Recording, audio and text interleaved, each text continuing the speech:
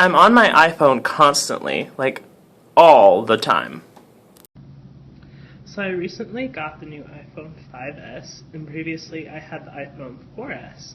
And so I decided that researching the new features of the software and hardware would be good because I use my phone all the time.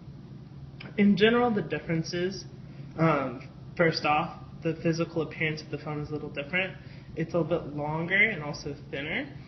And also, there is a front camera, and the front camera is centered versus it used to be kind of off over this direction. As well as that, the background moves. Whenever you tilt your phone, the background kind of moves with your phone. It's kind of hard to tell on video. And the new iOS 7 comes with the phone. And in general, the operating software looks pretty different. The apps seem more flat, less like 2D with rounded edges.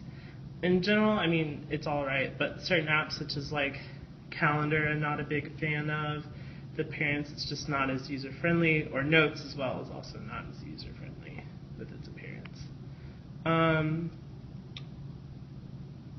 The camera is one of the most diverse features. It allows you to take slow motion video, regular video, photo, a square photo that would be good for using for like Facebook profile pictures or Instagram, and you can also take a panoramic picture. Within the photos, there's also now filters, so you can pick different colors and shades and different ways to take photos if you want to make them look fancy. While you're also in video, While you're also in video, you can even take a picture mid-video. Another new feature of the iOS 7 software is you can double tap the home button and close out the apps that you're currently using in order to save battery life.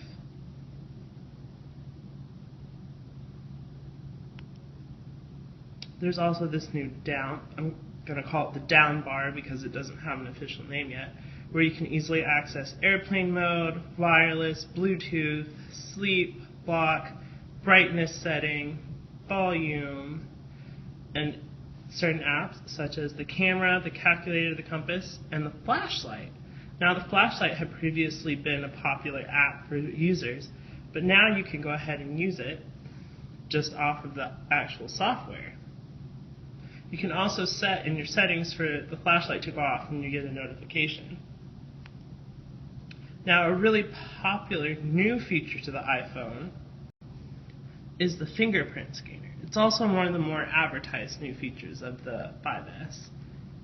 What it happens is when you try and go in, instead of typing in your passcode, it can read your fingerprint. The thing I don't really like about this new feature, though, is that you have to, when you do your fingerprint, it's set to require the passcode immediately, versus if you have just your passcode set up, you can set it to where you can use your phone, but then the passcode will be required every couple hours. So that way, every time you're, say, like in a texting conversation, you don't have to redo your fingerprint or type in your passcode.